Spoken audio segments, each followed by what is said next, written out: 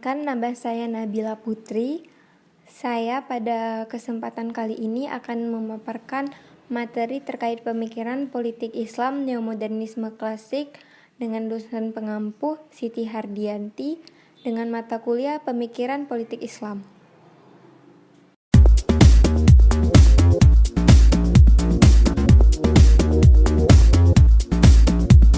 Baik, dalam tema pemikiran politik Islam neomodernisme klasik, saya mengangkat tokoh yaitu Fazlur Rahman Malik. Beliau merupakan tokoh pemikir Islam yang dianggap sebagai salah satu seorang pemikir neomodernisme klasik yang paling serius dan dewasa. Beliau mempunyai beberapa karya yang terkenal seperti Avicenna's Psikologi. Beliau lahir pada tanggal 21 September 1919 di Hazara District. Riwayat pendidikan beliau adalah lulusan Universitas Oxford dan University of the Punjab. Karya beliau yang paling terkenal adalah Avicenna's Psikologi.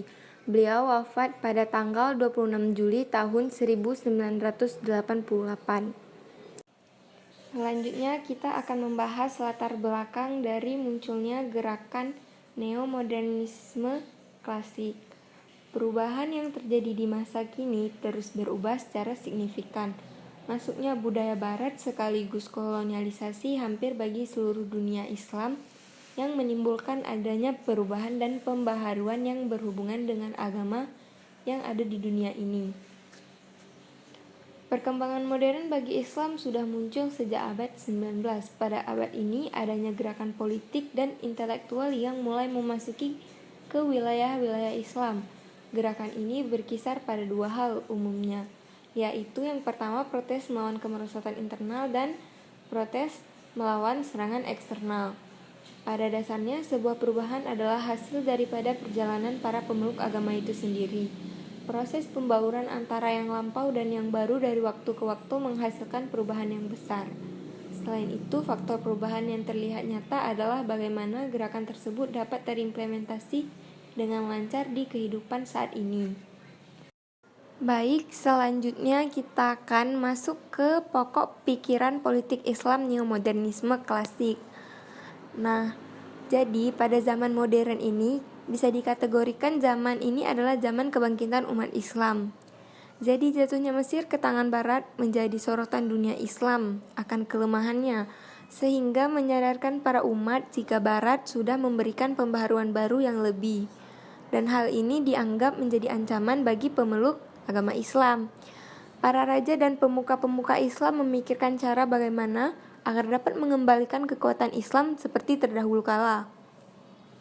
Pada akhirnya mulai bermunculanlah upaya-upaya dalam berbagai bidang kehidupan manusia, termasuk dalam bidang pendidikan di beberapa negara Islam. Neomodernisme memiliki cara berpikir yang modern dan kebarat-baratan.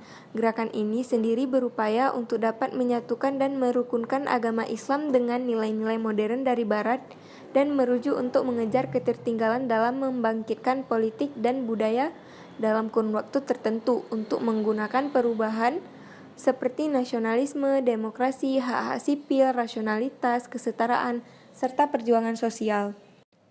Gerakan neomodernisme klasik. Salah satu gerakan neomodernisme klasik adalah gerakan ganda. Fazlur Rahman mengatakan bahwa suatu gerakan ganda merupakan gerakan dari situasi sekarang ke masa Al-Quran diturunkan, dan gerakan ini dilakukan untuk dapat kembali ke masa sekarang. Berikut merupakan beberapa metode yang dianggap dapat dilakukan. Yang pertama, membawa masalah umat agar solusinya dapat dicari pada Al-Quran. Kemudian yang kedua, memaknai Al-Quran dalam konteksnya dan mengimplementasikan dalam situasi sekarang. Apabila hasil-hasil pemahaman dan penafsiran gagal dalam aplikasi sekarang, tentunya telah terjadi kegagalan menilai situasi sekarang dengan tepat atau kegagalan dalam memahami Al-Quran.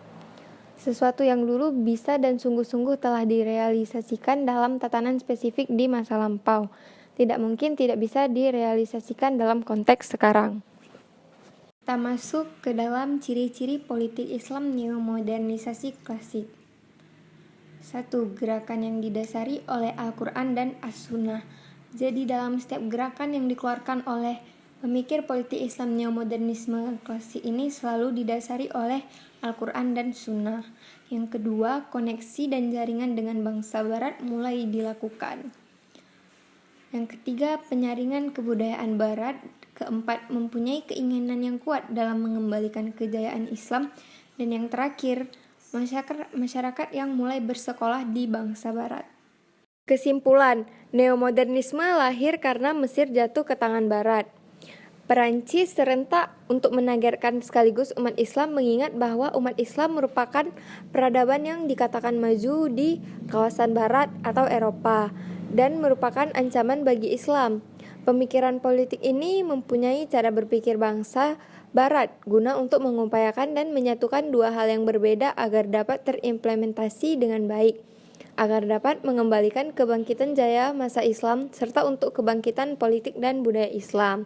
Nah, jadi neomodernisme ini memiliki cara berpikir yang modern, serta kebarat-baratan yang berupaya untuk menyatukan serta merukunkan agama Islam dengan nilai-nilai modern dari Barat dan merujuk untuk dapat membangkitkan dan menyusun politik dan budaya dalam kurun waktu tertentu dalam menggunakan perubahan seperti nasionalisme, demokrasi, hak-hak sipil, rasionalitas, kesetaraan, serta perjuangan sosial.